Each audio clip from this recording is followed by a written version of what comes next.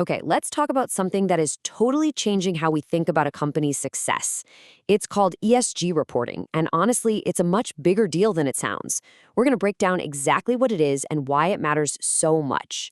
So, why should you care? Well, it really boils down to this one absolutely massive number: $40 trillion.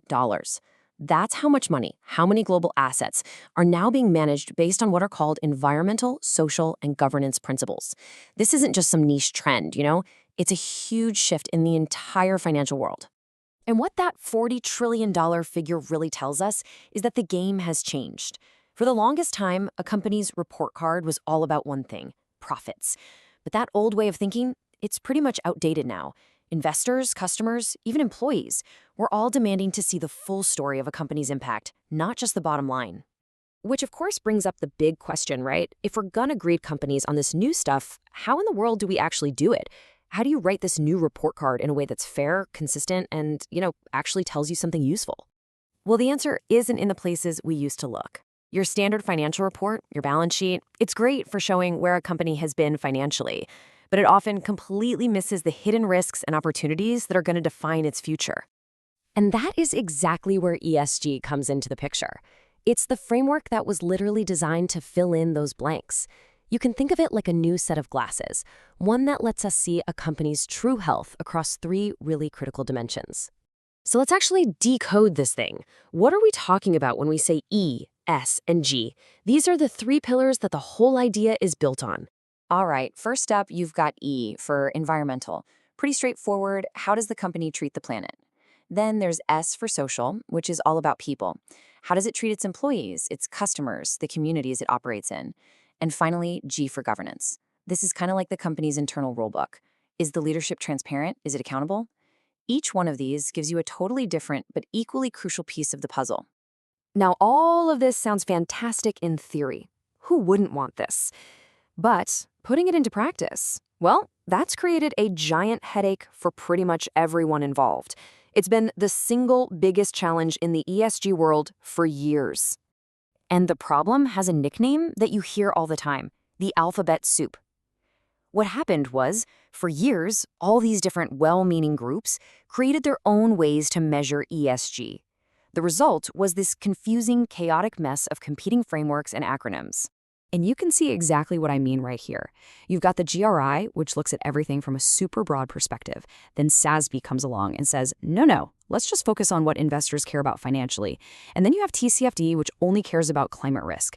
Now, just imagine you're a company trying to report using all these different rulebooks, or you're an investor trying to compare two companies. It's been a total mess. And this isn't just some small technical issue. It has huge, real-world consequences. This quote just nails the frustration. If you can't compare company A to company B on a level playing field, the data isn't just confusing, it's almost useless. But thankfully, the industry finally said, okay, enough is enough. This chaos has to stop.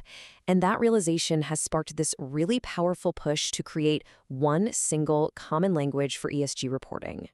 The whole goal is to get from the past, which was defined by all this confusion, to a future that's all about clarity. We're trying to go from dozens of standards that don't talk to each other to one global baseline. That way, we can finally get reliable data that you can actually compare. So, who's making this happen? Well, the main player is the IFRS Foundation. And this is a really big deal because this is the same group that already sets the accounting rules for most of the world. By creating a new board, the ISSB, they're basically saying, we're going to solve this. Their whole mission is to take the best ideas from all those old frameworks and bake them into one single global standard that works right alongside the financial numbers we already use. Okay, so we've covered a lot, from the trillions of dollars at play through that whole alphabet soup mess to this big push for a common language.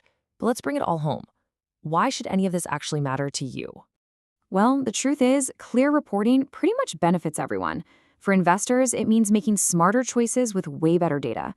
For companies, it's a chance to build real trust and show they're in it for the long haul. And for all of us, as employees or just as people who buy things, it gives us the transparency we need to support the companies that actually line up with our values.